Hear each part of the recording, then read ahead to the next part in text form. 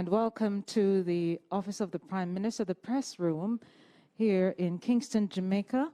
It is Monday, July 26, 2021. Prime Minister, the Most Honorable Andrew Holness, will address the nation on COVID-19 related matters.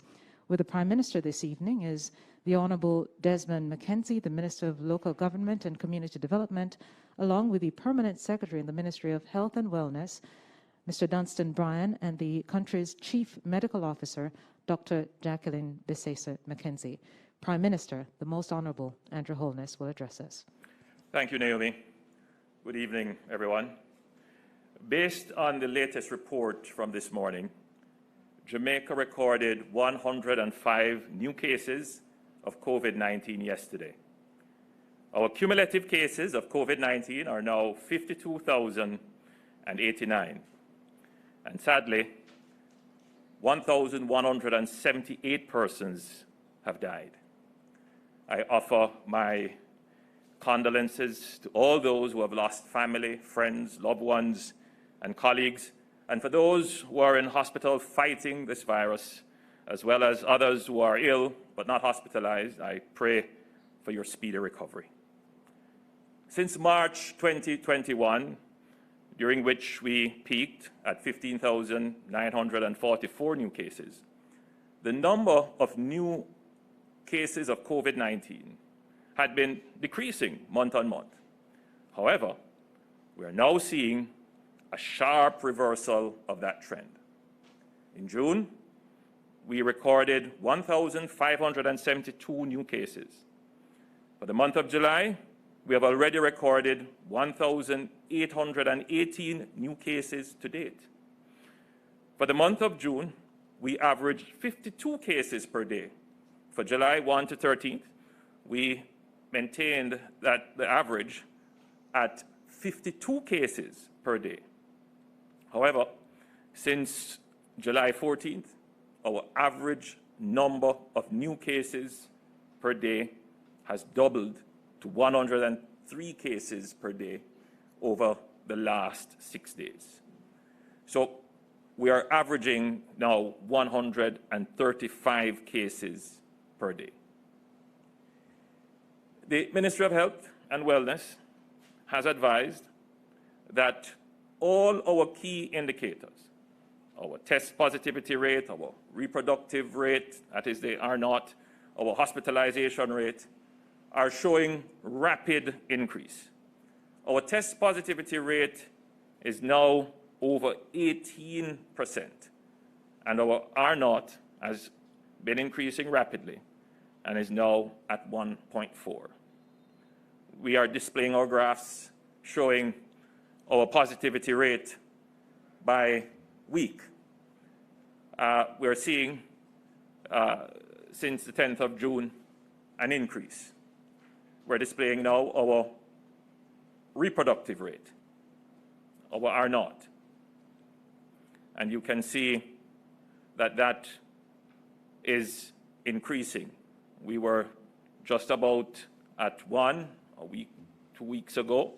Now we're trending up to just about 1.4. Minister Tufton has joined us, and I will ask him to just give a brief overview as to where we are in the management of the pandemic.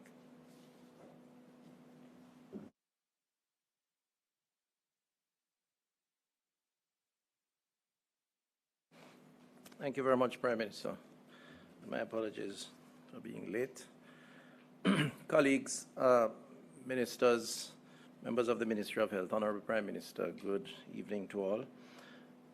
As the Prime Minister said, again, we're in a phase of the management of the pandemic where we are concerned about spread, and the concerns have been heightened over the past week and a half, 2 weeks or thereabouts, with the numbers that we are seeing. So the transmission rate has moved from medium to very high in a matter of days. So over the last 3-4 days. Recent weeks have seen an uptick in the positivity rate. Sunday, July 25th, it was at 18.1%, with a 7-day average of 13.5%. Now, in terms of just benchmarking against best practices, we ought to ideally be 5% or below.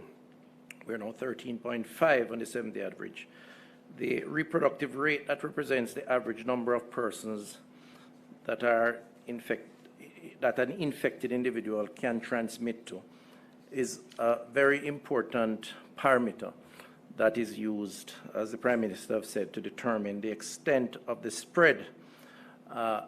Values above 1 means that the epidemic will grow exponentially if corrective action isn't taken. And the current reproductive rate has moved from, first of all, it was below 1. We went down as far as 0.7, which was a relatively safe zone in that the spread was declining. In recent times, it has gone up to 1.1 and then 1.4 up to last evening, up to yesterday, which means, of course, that it is moving in the wrong direction. The geographic spread of COVID-19 is also increasing as new cases are being reported in more communities across the country. On July 25th, some 306 or 39.6% of 783 communities, as defined by Statin, had COVID-19 cases with the dates of onset in the last 2 weeks. This is up from 29% 2 weeks ago. Hospitalizations are also on the rise. In the last 7 days alone, we had gone from 215 daily hospitalization to 298. And that's very important to watch because the capacity of the public health system to respond is key.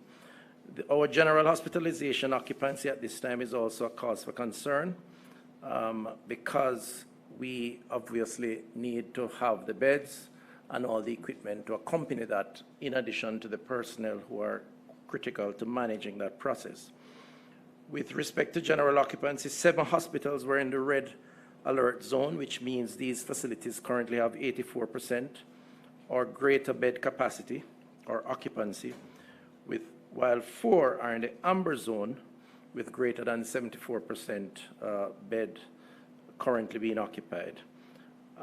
2 facilities are at the amber alert level, meaning that they have over 74% capacity, and 2 are at 84% bed capacity, placing them in the red alert zone, meaning they are dangerously close to becoming overwhelmed. As it relates to variant strains, Prime Minister, we have discussed this. We continue to send tests abroad to determine on strains that are more novel than the original strain. In other words, they spread more rapidly. And the strain of concern clearly is the Delta variant. And we have been testing for this strain. It's now in over 100 countries, particularly in countries that we move to and from fairly frequently, whether as locals or as tourists. In the US, the Delta variant accounts for some 80% of new cases, while in the UK, some 95%. To date, however, we have not seen any Delta strain here. We have sent over 380 samples for genetic sequencing and continue to do so. We have found other strains, but not this particular one. I will say, however, that more recent samples have been sent, are yet to be sent back. And while we do, well, I say let us assume it is here because it will be difficult to avoid, frankly speaking, with the movement of people from destinations where the strain is dominant, but we are yet to confirm the Delta strain.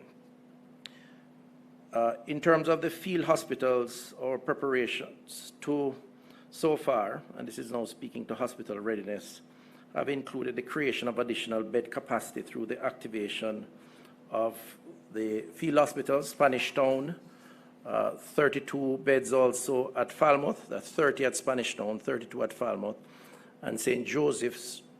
2 other 40-bed facilities are to become available. These will add 184 beds to the existing 716 beds. So we are preparing should we require additional capacity. Nevertheless, we hope that we don't, and so we're taking the necessary precaution. The oxygen supply is a point of concern normally when we have increased numbers. Just to report that we have increased our ability to offer high-flow nasal oxygen, which allows us to treat severely ill patients out of ICU settings. The number of ventilators in the public system have increased, but we remain challenged by the number of personnel. Critical care nurses demand those stations, and so we have to manage that process. Our contact tracing has been beefed up, and we are in a position to continue to do so in order to cauterize spread where we can. And my final comment, Prime Minister, as part of the response on the management and the preparation for this is on vaccination, which I know is a dominant feature. I don't know if you want me to comment now. Comment now? Okay. So the vaccination program, as we all know, has been slower than we would like, and that is a function of the availability of vaccines in the global market. I know it has attracted a lot of comments and even criticisms. The policy of the government has always been, and this is general to our immunization program, to source vaccines that are safe, and we measure safety by the protocols around clinical trials and sign off by the global experts normally lodged in the World Health Organization. We have stuck to that, and the demand based on supply shortages have continued to be a challenge. We did, however, say that come August, we would see increase in supplies, and we are still very confident that during the course of the next few weeks, we will see a lot more vaccines becoming available, and the issue now will be to quickly inoculate or vaccinate the population. Our vaccination implementation program is focusing on some 65% of our population in order to achieve the levels of protection that we would like as a critical response. And as of Sunday, July 25th, we had administered 302,856 doses, 174,444 first dose, and 123,848 second dose of the AstraZeneca vaccine. We have also administered 564 doses of the Johnson & Johnson vaccine. I know there are some questions being asked about that, but those were done under special arrangements for our athletes.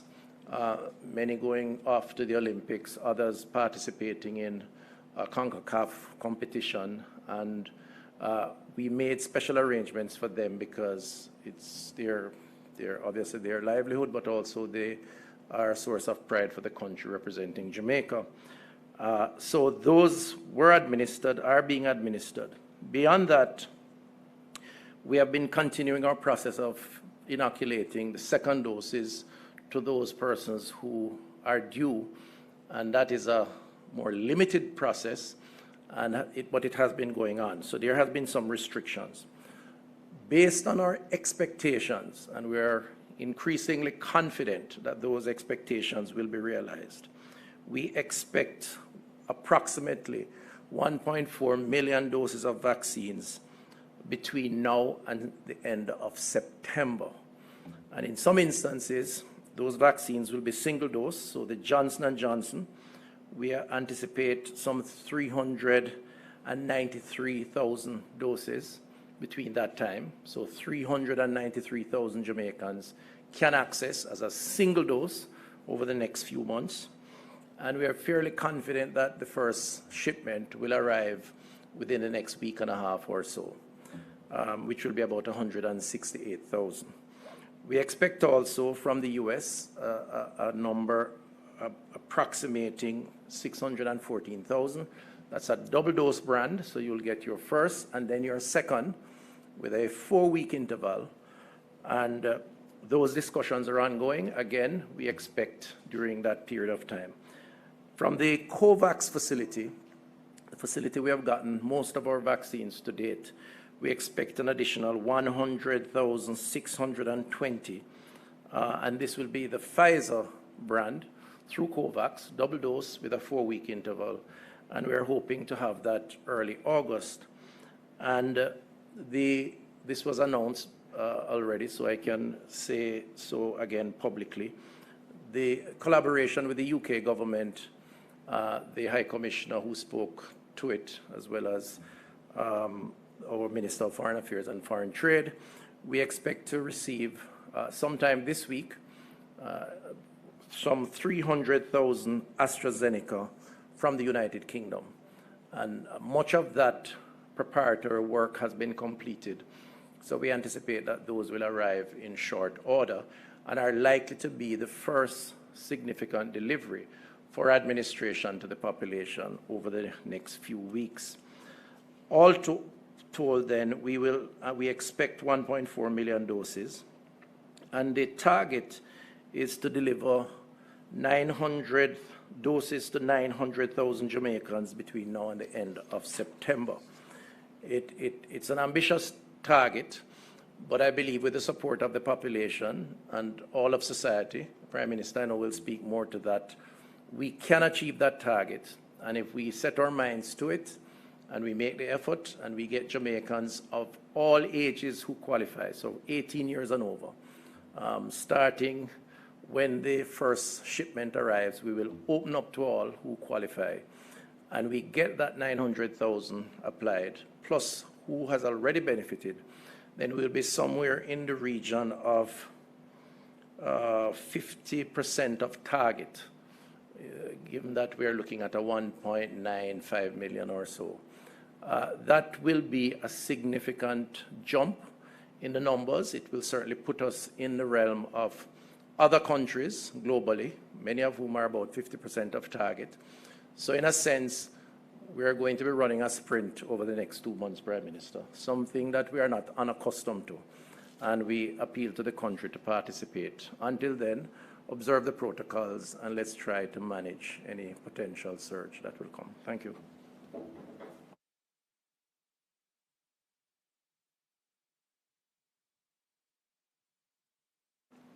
Thank you for that update, Minister. Now, the current set of measures were due to remain in place until August 10, 2021. However, based on the rapid increase that we are seeing in all our key indicators, it is clear that we need to act now. The COVID-19 Subcommittee of Cabinet met on Saturday to discuss adjustments to the measures, and the full Cabinet considered the proposed changes today. The following changes to the measures will apply for the 2-week period from tomorrow, Tuesday, July 27, 2021, to August 10, 2021. Let's start with the curfew hours. Effective tomorrow, Tuesday, July 27, the curfew hours will be adjusted as follows. On Mondays to Saturdays, the curfew hours will be from 8 p.m. to 5 a.m. the following morning. On Sundays, which means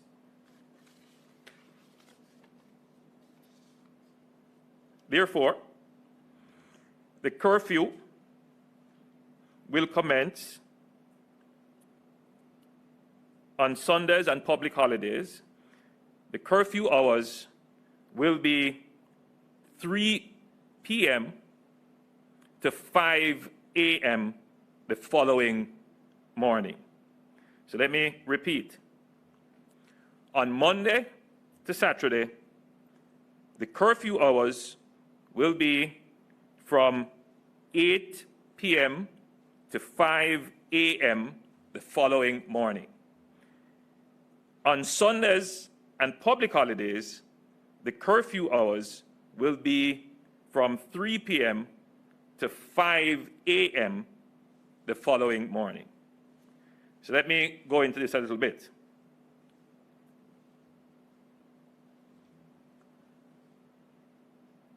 For Emancipation Day, which is Sunday, August the 1st, the curfew will commence at 3 p.m. and it will end at 5 a.m. the following Monday. Now, the following Monday will be observed as the holiday. So that means that the curfew on Monday, August 2, will start at 3 p.m. and end at 5 a.m. on Tuesday. Now, for Friday, August 6th, which is our Independence Day, the curfew will begin at 3 p.m. and will end at 5 a.m. on Saturday, the following day. On Sunday, August 8th, the curfew will start at 3 p.m. and end at 5 a.m. the following day, which will be Monday. So effectively, the new measures are such that on weekdays and Saturday, curfew will begin at 8 p.m. and end at 5 a.m. the following day. But for Sundays and public holidays, we have a tighter curfew period, less movement time. So we start at 3 p.m. and end at 5 a.m. the following day. I think it's fairly simple. I think everyone should get that. And the strategy behind it is to limit movement. And therefore, in tightening the curfew hours, we limit movement times. And obviously, everyone would understand why we would seek to have tighter curfews on public holidays and on Sundays. I know there are some issues raised regarding worship time and so forth, but we ask for the understanding of the public as we go through this, again, another challenging time. While we have not mandated closing hours for businesses, we would expect that establishments will generally close 1 hour before curfews to allow employees and patrons to be able to get public transportation or otherwise to go home. We've also put in place tighter operating hours for beaches and rivers as follows. Mondays to Saturdays, beaches and rivers will be open from 6 a.m. to 4 p.m. On Sundays and public holidays, beaches and rivers will be open from 6 a.m. to 2 p.m. Now, reduced capacity. We had changed the measures under the last order of the Disaster Risk Management Act, where we transitioned to what we call capacity limits. So some establishments were subject to capacity limits of 70%. For example, places of worship, gyms, bars that operate under a club license, dining establishments, etc. Now, we have made some adjustments to that. Effective Tuesday, July 27th, the 70% capacity limit that applies to these establishments will be reduced to 50%. Also, the existing limit for small events is being reduced. Currently, the limit for small events is either 100 persons or 60% of capacity of the venue, whichever is lower. So effective Tuesday, July 27th, the capacity limit for small events will also be reduced from 60% to 50%. Therefore, the number of persons permitted at a small event will be still 100 persons or 50% of the venue capacity, whichever is lower. Over the course of the next 2 weeks, we will continue to monitor the situation and determine the measures that will apply effective August 11. Our focus in crafting those measures will be on trying to control spread sufficiently to allow us to reopen schools to facilitate structured face-to-face learning in September. That is an imperative for the government and indeed for all the parents and children who have had a really very difficult time during this pandemic. As Minister Tufton would have highlighted in his presentation, we are slated to receive, as we have always projected, significant supplies of vaccines starting in August.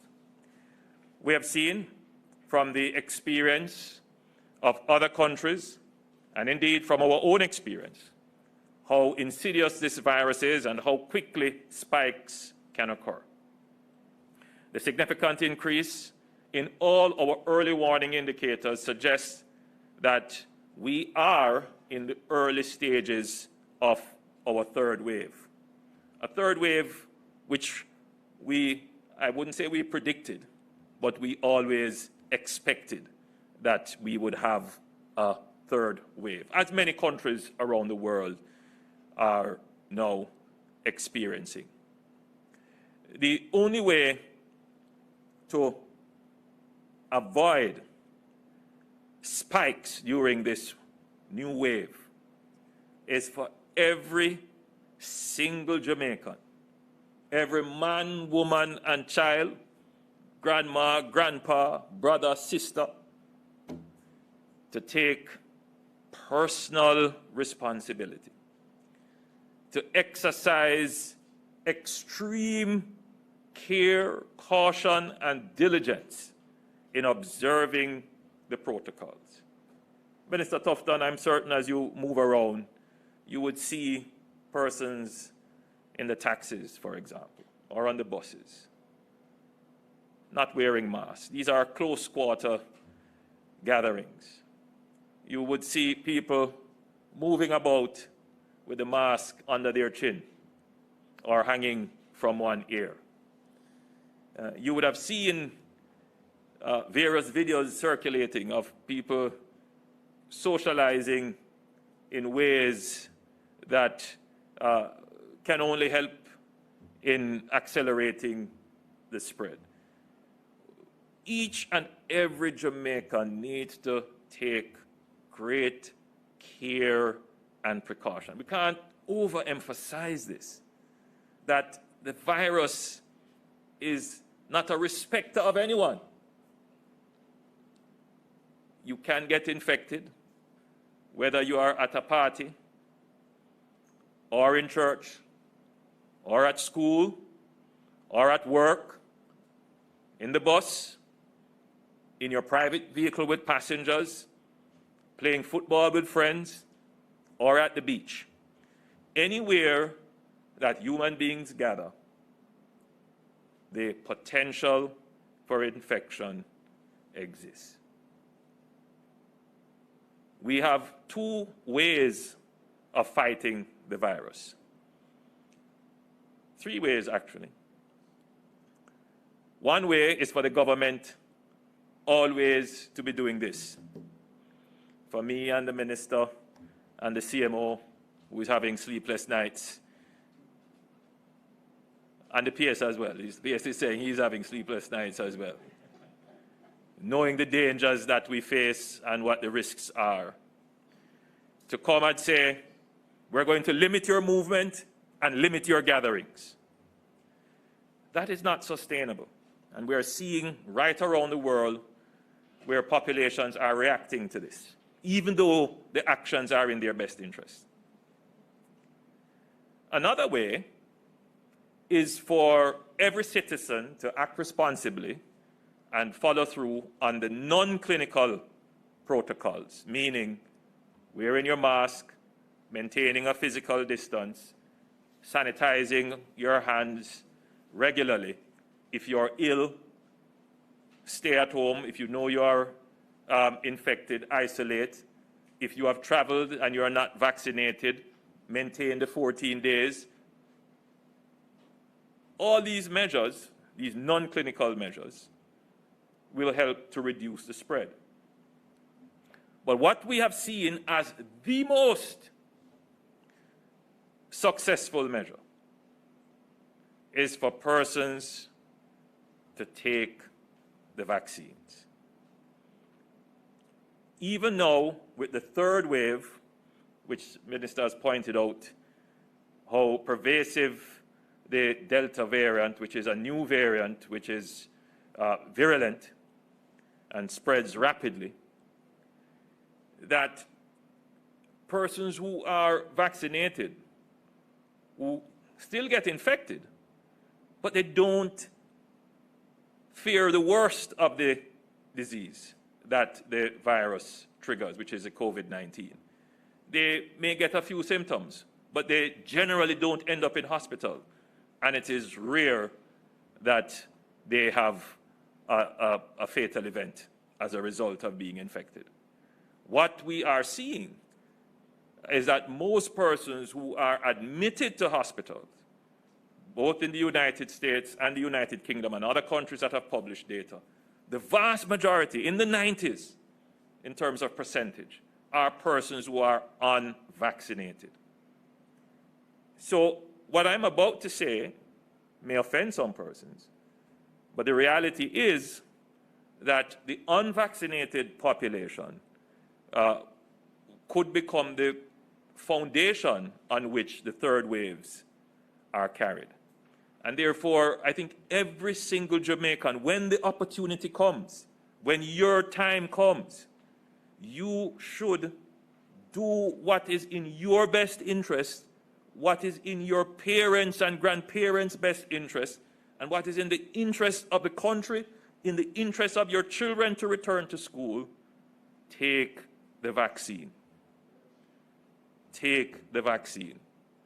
It is really unfair to ask, well, not to ask, but to watch others take it and hope to get a free ride on the disappearance of the virus from the society.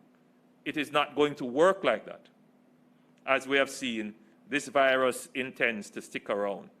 And the only way that it will go away is if a large percentage of the population, we are targeting 65%, Minister Tufton. My personal view, non-clinical view, is that we may very well have to seek to go even higher than the 65% to truly have an impact on this disease. As we have seen in other countries that have had immunization rates, we take Israel, for example, in the 80s, going up to the 90s, and they are still getting infected and they're still seeing challenges. So, ladies and gentlemen, fellow Jamaicans, friends, brethren and sistren, this is serious now.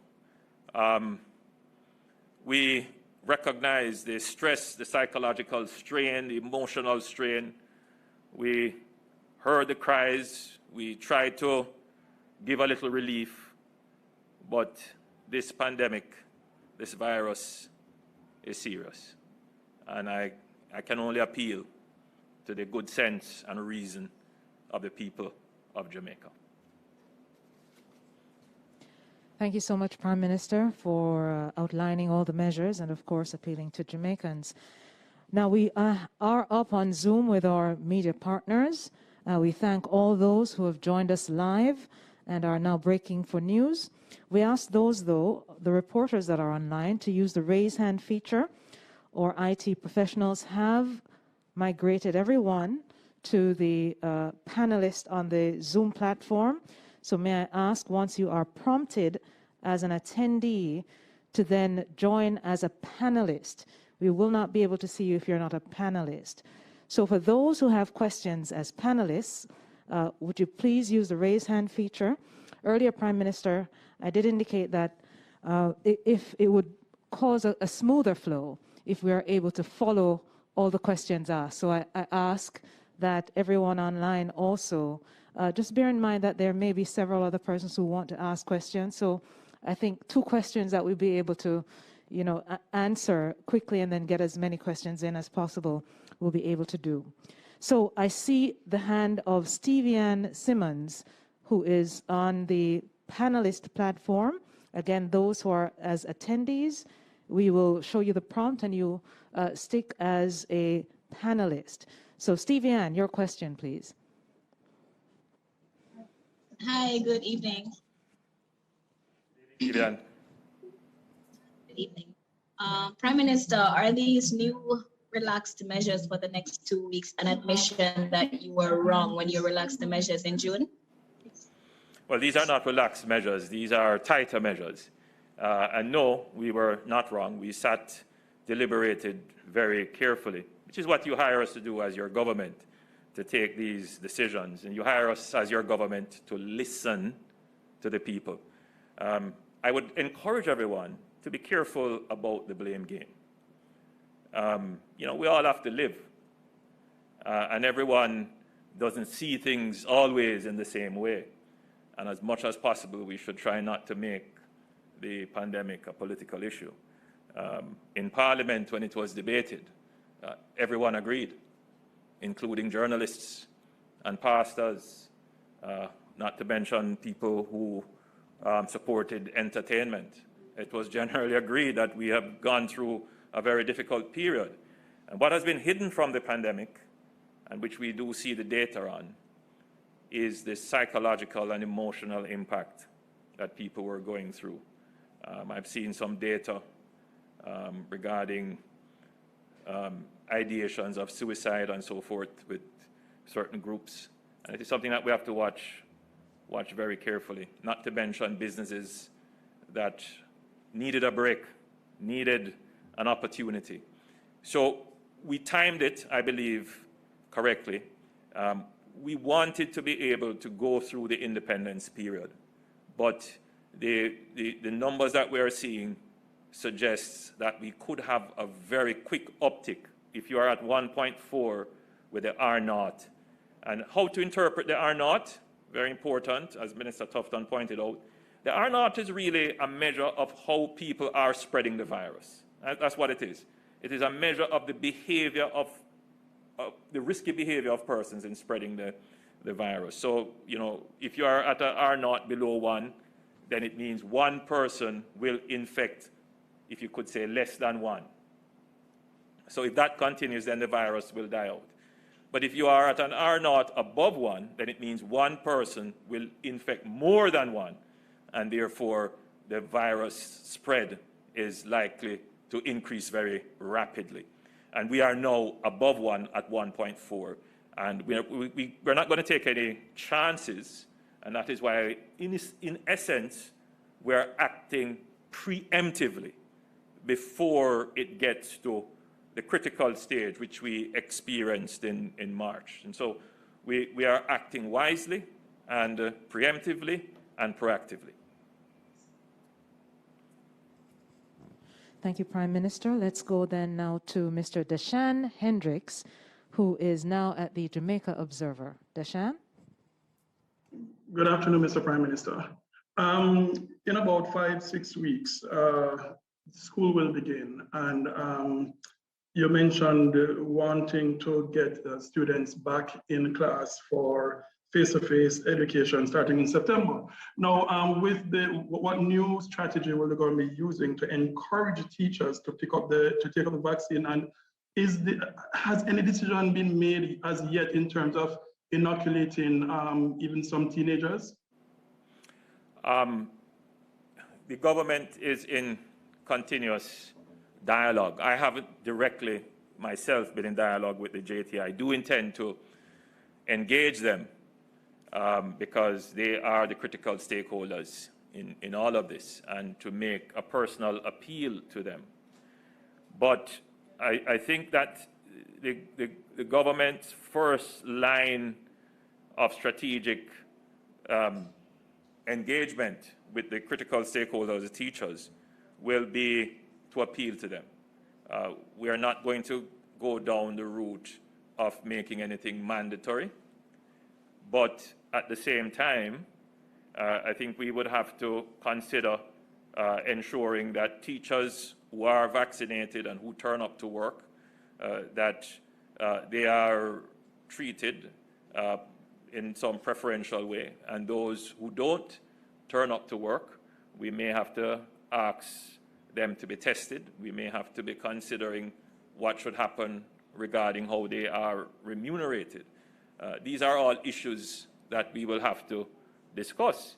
So the incentive structure has to be created in such a way that teachers choose to get vaccinated. And those who get vaccinated could not be treated in the same way as those who don't.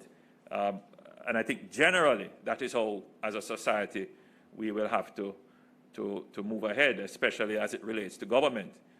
Having had discussions with many private businesses, they too are wondering how they should treat with their employees, those who choose to get vaccinated versus those who don't.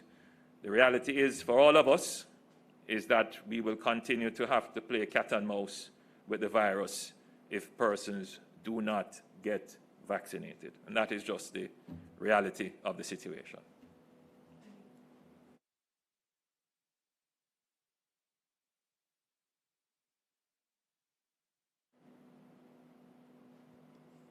Thank you, Prime Minister.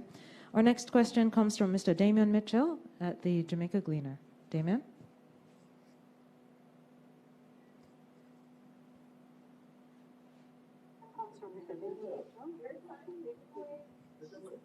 Thank you very much, Naomi. Prime Minister, I have two questions for you, and I hope I'll get the chance to ask two of the Health Minister.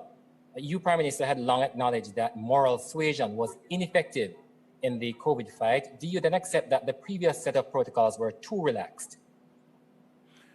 No, we recrafted the protocols to allow for greater movement, greater gatherings, anticipating and understanding, and with the caveat and the condition. And we have said that over and over and over. If the numbers move, we will act. At some point, Damian, you know, citizens have to take responsibility. You know, that's at some point, the citizens must take responsibility. And as we grow in the management of the pandemic, it can't always be the case that government has to come and restrict movements and restrict gatherings.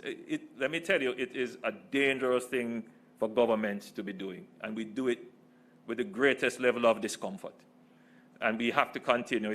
We are a democracy, and it's just what we have to do. We have to continue to appeal to our citizens, educate them. Me being on this platform, Minister Tufton speaking, that's the process. Hopefully today, maybe 50,000 persons listening, hearing, will change their behavior, and we continue to speak. That's just how it is. It's a democracy. We are a democratic country. You know, I'm a strong believer in democracy. So that's what we do, and that's just how democracies are. Very well. My second question is, what do you make of the statement by the WHO that countries should be prioritizing COVID containment over economics at this point? Well, I won't make any, and you will understand that I won't make any comment on an international organization such as the WHO, who we have excellent relations with, and Minister Tufton is a well-respected minister in that fraternity. I will say, however, that Jamaica's policy has been to balance both lives and livelihoods. The two things are not mutually exclusive. And as we discussed in Cabinet today, very interesting discussion, I won't go into too much details. But on one hand, we are discussing the containment of the virus, and then on the other hand, we are discussing the budget. We need a budget to do the containment.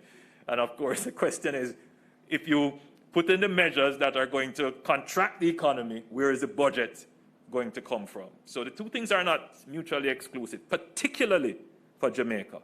The WHO statement may be applicable to richer countries who have the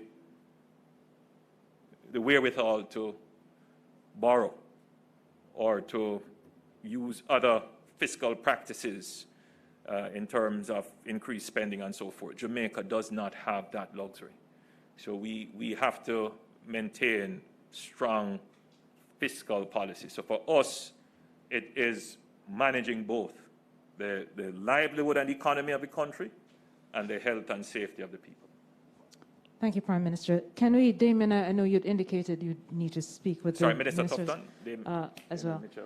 Prime Minister, what I'm trying to do is also get as many questions in from others who have questions. Go ahead.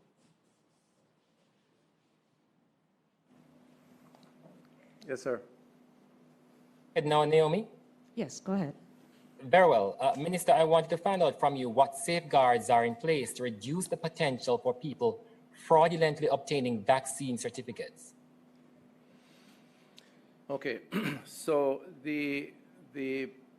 apart from the physical card, which is written up and stamped, we do have a software, a database, which was unveiled recently, which captures, and I am proud to say, in real time, the persons who are inoculated, persons who are vaccinated. And so that database can validate, if necessary, whether or not someone has a fraudulent card, physical card. So the card is one thing. It can be verified with the software, which is safely kept and can only be accessed by authorized persons. Very well, Minister. Can you say exactly how many samples have been tested for the Delta variant? Well, we sent away just over 300, I don't know the exact, 350, is that 350? 350. Well, what we have done, we have 3 locations that we send samples to, and every week we try to send off a certain amount. We screen those samples to confine it to those that would represent an alternative strain. And then those are determined to be sort of in good shape to be tested. So some may be discarded when they go to the one of 3 locations, and then the others are tested. Apparently this process takes a while. I've been a little impatient, even frustrated with the length of time between delivering the samples and getting the results.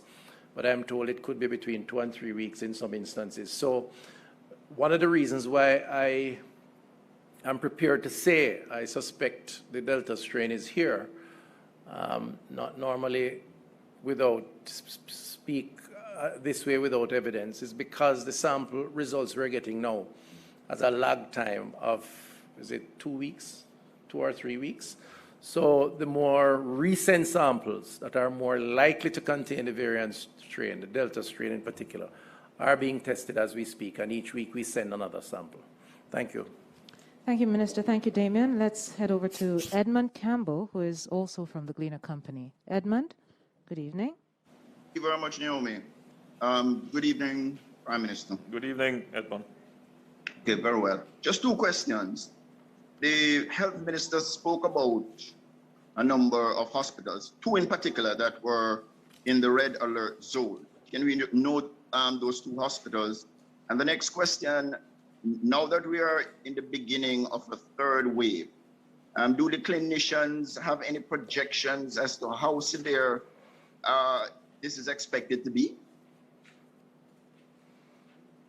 Okay.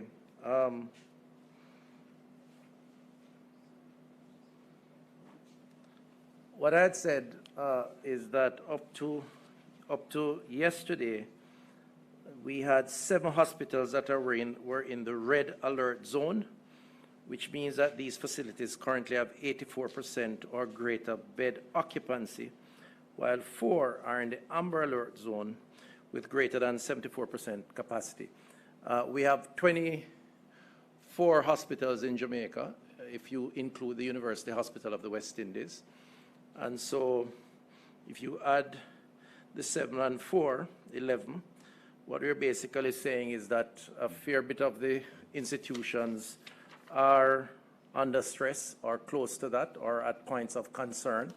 I don't have the list here with me, but that's something we can make available. We normally do in our Thursday COVID conversations. In terms of the extent to which the third wave will have an impact, I mean, the CMO is here. She may want to comment further, but it really depends on how quickly we cauterize and manage the spread. The fact that you're seeing 1.4% R0 rates now is very instructive because there is a lag effect, which means that it could be, it is likely to be worse than it appears. And you will see the manifestations of that in terms of positivity rates, which has been going up. And from positivity rates, you will see increasing hospitalization rates, which is the real danger because you don't want to be overwhelmed. And so the health team, and by extension the cabinet, are concerned that the rates, positivity, hospitalization is moving in a direction that will see more challenging times ahead. How challenging is a function of what we do now, which is why the Prime Minister is taking the decisions that he's announcing. Thank you. Thank you, Minister. Let's head on over to our first female reporter, Jamila Maitland from CVM Television. Jamila, I beg your pardon, yes, second indeed. Jamila. Hi, good. Hi, you hearing me? I presume so. Yes, go ahead. Good. I have a couple questions. I'm Jamila. I'm actually at TVJ. And my first question is, I didn't hear the Prime Minister saying anything about entertainment events, parties, and even funerals. I wanted to find out, was there any consideration, any bans during the 2-week period? And also, any travel restrictions? I know we're watching out for the Delta variant, and with the 2 holidays coming up, there is probably an anticipation of Jamaicans coming over from overseas to look for their families. Is there any anticipation or any consideration for any banning of any travel restrictions? And 3, to what extent is the government considering any community or parish curfews? I know the CMO had said that Westmoreland and Hanover have been showing increased COVID-19 figures, and Clarendon. Those are my 3 questions. Very good questions, Jamila. To answer them, let me just give a little context. When we announced the new arrangements in July, we always expected, in fact, we were projecting that we would have a spike. The question would be, when do you want the spike? Would you want the spike closer to September or more into August, where you could have a chance to recover for September? What has happened to us is that the uptick started fairly quickly. And I gave early warnings of that maybe about 2 weeks ago, that we're starting to see the uptick. It meant that the behavior of Jamaicans as it related to the maintenance of the protocols rapidly deteriorated during that period. And of course, increased gatherings, increased movements would have meant that the virus would be spreading even more rapidly. So we put in place a system in July which would see the approvals of events that would have met the infection prevention and control standards set out by the Ministry of Health and would have met other standards set out by ODPEM. Those events would continue. It depends as to whether or not they meet the curfew hours that are in place. So some event holders may very well have to make decisions about whether or not they hold those events. So what we have done is to bring forward some of the measures that we had planned to put in right after the independence period because of how fast the upturn in numbers was taking place. So these are really preliminary measures. Come the 11th, we will have to take even tighter measures to ensure that we do not see a massive spike. As the Minister pointed out, that there is a lag. So what we are seeing now, in 2 weeks' time, it will probably be worse. If we act now, we could ensure that in 4 weeks' time, we're not seeing a massive increase. So, which is why we have brought forward our interventions. And we are hoping as well that these interventions will have the compliance of the population. They will certainly have the enforcement behind it from the authorities. And we are hoping that each citizen, each Jamaican, will play their part in ensuring that their family is safe, their community is safe, and they are not being spreaders of the virus. Prime Minister, thank you. Congratulations, Jamila. So many changes in the media landscape over the last few weeks. All the best in your new posting. Let's go then to Jovan Johnson. I'm not going to say where he is at. He can introduce and say it for himself. Jovan, good evening. Thank you, Naomi. Good evening. Good evening, Prime Minister. Just to stick with what you just answered in terms of Jamila's question, Prime Minister, because couldn't the results that we're seeing now have been anticipated, the increased hospitalization, the threat of a third surge? Couldn't those have been seen, or were they part of the projections, such that you would have more gradual implementation or relaxation of the measures than we had when you announced in June? A good question, I have Jovan. 2 other questions after that. You want me to answer this one then, and then you come with the other 2? Yes, Prime Minister. That's a good question, and I'll just repeat that Minister Tufton and myself and the CMO and the Minister of Local Government and everyone who has spoken, we have said that there will be a third wave. Minister Tufton made a very dramatic statement. I recall you saying something like there might be, massive infections. You recall Minister Mackenzie. And people were saying it's alarming. And that is because we knew that there was going to be a third wave. Now, let's be clear that we could have maintained the measures, we could have gone through, we could have got down to 5%, but the real guarantee to prevent that third wave would have been to have the vaccination program. And that vaccination program, we expected to have full mobilization in August. That was our target period. Because with a new variant in and all the other new considerations, you could possibly would have still seen an increase in the numbers, particularly which what we were picking up was that persons were not complying. When we looked at the numbers from the surveillance, from the SDC and ODPEM, we were seeing an increase in the number, for example, of illegal events taking place, reductions in people wearing masks and so forth. So there are many variables that we have to take into consideration when we make our decisions. And one of the things that governments have to deal with is that populations have short memories. The conversation has evaporated totally for the calls that were being made, for the pressure that was being placed on the government from the business sector, from the churches, from the entertainment sector, from a wide variety of the society that was saying, we need a break.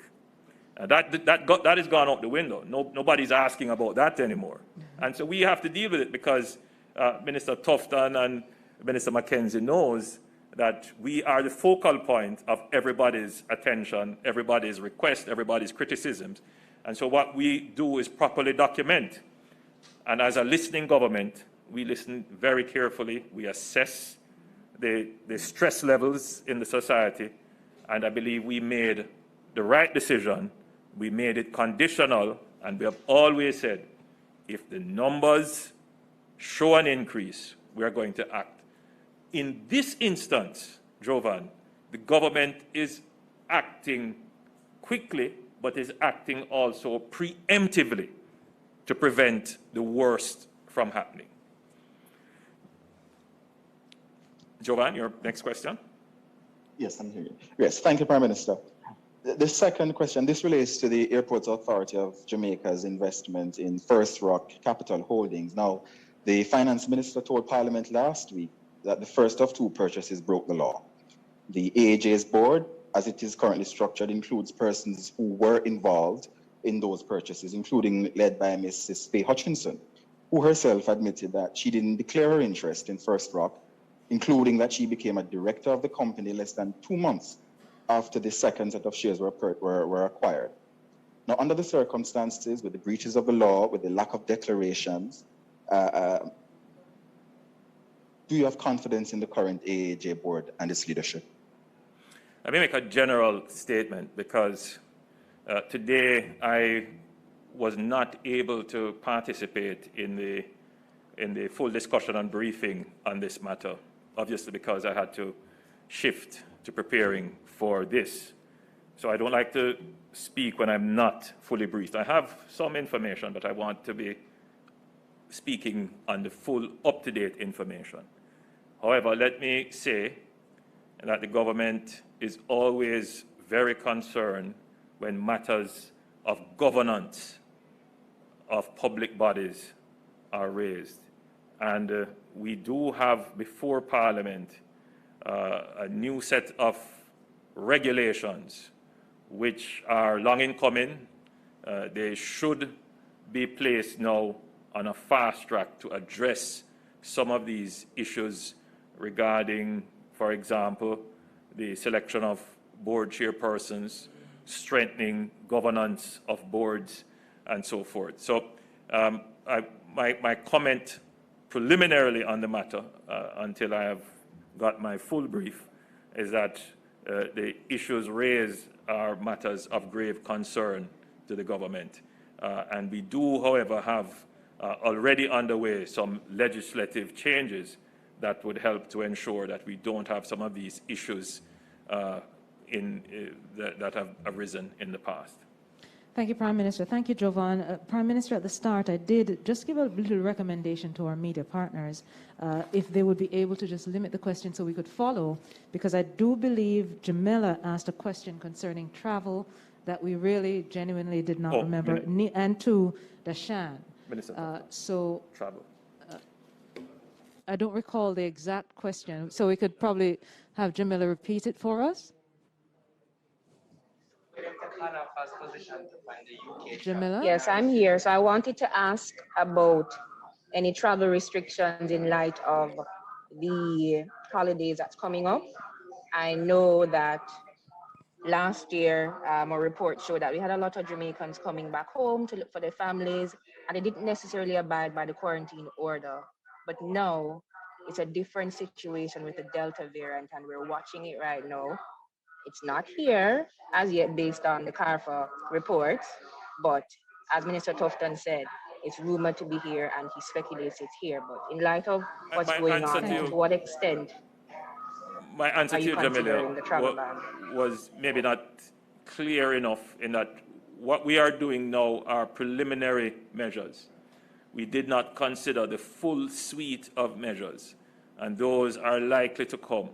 Well, not likely, those will come after the 11th. Remember, a key principle of our policy approach is that we act on empirical data, we act with proportionality, and we also give some notice of actions so that plans that have been made, investments that have been made, mobilizations that have happened, it's not always easy to just do a 180 turn. You have to give notice of intention. So I have been giving notice for the past 2 weeks that we're likely to come with some tighter measures. Today is the clearest indication that tighter measures are coming. And this is just preliminary. What you're seeing here is just preliminary. We will have to give tighter measures in the new set of orders that are due on the 11th.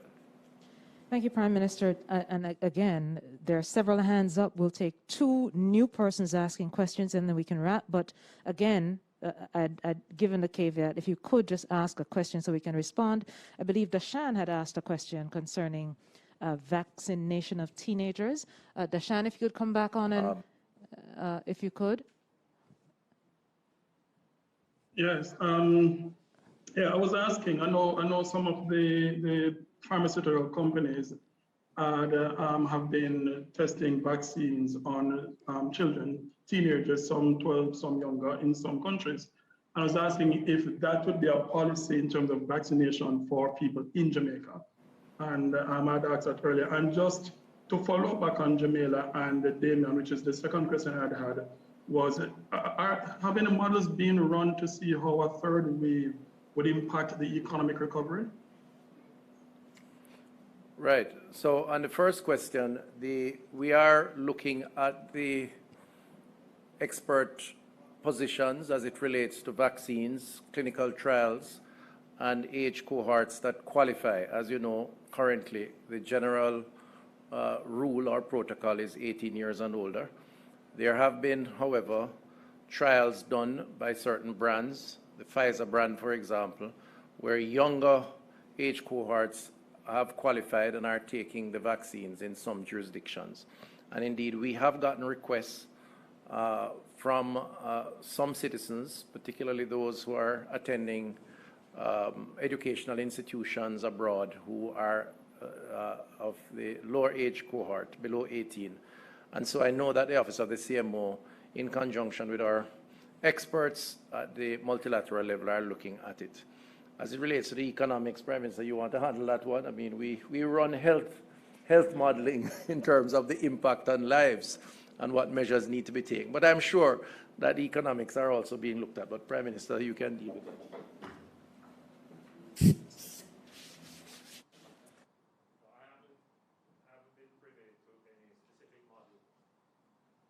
Regarding the impact of the third wave, what I am privy to is that the outlook for economic recovery as at this time looks very good based upon what we have seen with the consumer and the producer index showing a return to confidence, and what the PIOJ and Statin have said regarding growth, and what the Minister of Finance has said, that we are in the recovery phase. Now, I'm glad you asked the question, Darshan, because every time we put in place measures to control gathering and movements, there are certain sectors of the economy that are affected more than others. For example, the quick service sector, the events and entertainment sector, churches and schools are affected more. At some point in time, I just want to repeat, the government cannot continue always to be taking these measures, which are like a hammer to the economy. Each time we have to restrict movements and restrict gatherings. Nonetheless, there are some sectors of the economy which have seen growth. Construction continues to grow and do well. We're seeing improvements in the BPO sector and in the technology and digital sector. So there is some balancing out taking place, but the pandemic has affected economic actors in different ways, and in some ways worse than others. Thank you, Prime Minister. Thank you, Dashan, a PhD candidate in economics, in fact, Prime Minister. So he has asked this economics question. So we'll take 2 final questions, sir. First from Ms. Kate Chappell, and then from Mrs. Alicia Dunkley-Willis. Kate? Yes, good evening. You can hear me? Yes, Kate, go ahead. Oh, good evening, Prime Minister. Yes, I'm wondering, are there any private sector companies currently bringing in vaccines for their employees? And or will they be? And if so, what is the protocol for that? And has the government approved any such situation? We'll answer. Thank you, Prime Minister. No, the short answer is no. No private entities are taking in vaccines. Most of the vaccines right now are being traded with government to government. So while brands are involved, as you know, there are many manufacturers. Because of the scarcity, the negotiated positions normally involve the country of origin with the country that is receiving. And so we, primarily through the Ministry of Foreign Affairs and Foreign Trade, would hold discussions with those countries, and then we would give the support, of course, from health. Cabinet would be briefed, and the logistics arrangements would normally be handled by our National Health Fund, where we store, distribute, and then, of course, inoculate. The variations from that may include diplomatic missions. One or two have sought permission to take in doses for their staff. And most recently, as I outlined, again, involving the government, however, we got a contribution to inoculate our athletes. But that's the extent of it at this point in time. Well, Prime Minister, I believe that's it. I had indicated that Alicia Willis from the Observer would ask the final question. Mrs. Willis seems to no longer have that question, possibly having it been responded to. So, sir, I will allow you to do a final statement. All right, so this is a preliminary step in averting a massive spike, a potential spike that could happen. The data is suggesting that there is the third wave coming for Jamaica. What we want to do strategically is to keep the infections low, but specifically is to keep hospitalizations below our health capacity. We presently have 700 beds. Minister, we are at how many beds being utilized now? About 300? Almost 300 beds. And that could rapidly increase. So we want to keep the hospitalizations below the capacity. And we don't want to be overly, overburdening the health system at this time. And we want to maintain this and further reduce that in time for September to allow for the reopening of school and to allow for an expansion and intensification of our vaccination program, which we expect to get off in full force in August. We ask for the understanding, the compliance, and the diligence, care, and caution of every Jamaican. Together, we can pull through this. Thank you so much, Prime Minister. Thank you too to our media partners who joined us live and also those on our Zoom call. Thank you to the Minister of Health and Wellness, the Honourable Dr. Christopher Tufton, as well as the Honourable Desmond McKenzie, the Minister of Local Government and Community Development, along with the CMO, Dr. Jacqueline Bisesa McKenzie, and the Permanent Secretary in the Ministry of Health, Mr. Dunstan Bryan. Thank you, everyone, for joining us. Please do enjoy your Emancipendence holiday period, even under the restrictions of COVID, and please stay safe. We'll see you once again. Good night.